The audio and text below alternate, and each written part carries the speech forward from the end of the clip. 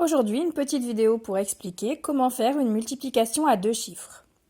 Donc, la première étape, c'est la même que quand on fait une multiplication à un chiffre, c'est de décomposer. Ici, on a 432, un 4 qui veut dire 400, un 3 qui veut dire 30 et un 2 qui veut dire 2. Ça va être important par la suite quand on va distribuer le multiplicateur. Et ici, maintenant, on a deux chiffres au multiplicateur. On a un 2 qui veut dire 20 et un 3 qui veut dire 3. Maintenant, on peut démarrer et on va démarrer avec la première étape, commencer par les unités et on va donc s'occuper du 3.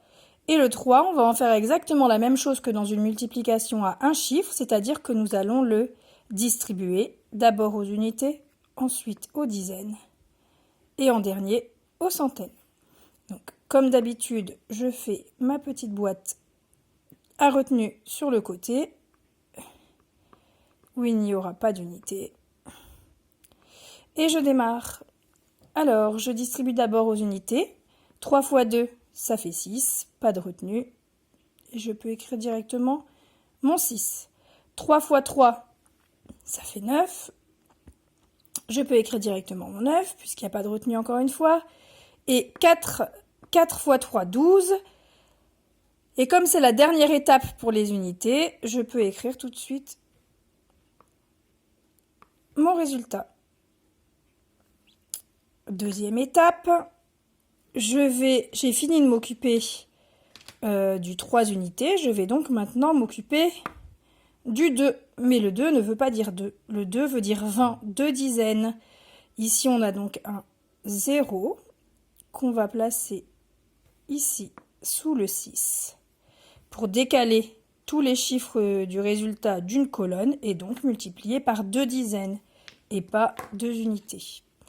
Maintenant, je fais exactement la même chose qu'à l'étage du dessus. Je vais distribuer mon 2. 2 fois 2, 4. Alors ici, je vais mettre aussi une boîte à retenue, mais vous avez compris que je ne vais pas en avoir besoin parce que dans cette multiplication, il n'y a pas de retenue. 2 fois 3, 6. Et 2 fois 4, 8. J'ai donc trouvé au premier étage 3 fois 432. Au deuxième étage, 20 fois 432. Je n'ai plus qu'à réaliser la dernière étape, qui est d'ajouter les deux étages du dessus pour trouver le résultat. 6 plus 0, 0. 9 plus 4, 13. Et là, c'est une retenue d'addition, donc je peux la mettre au-dessus. 6 et 1, 7 et 2, 9. 8 et 1, 9. Donc, 432 fois 23, ça me fait 9936.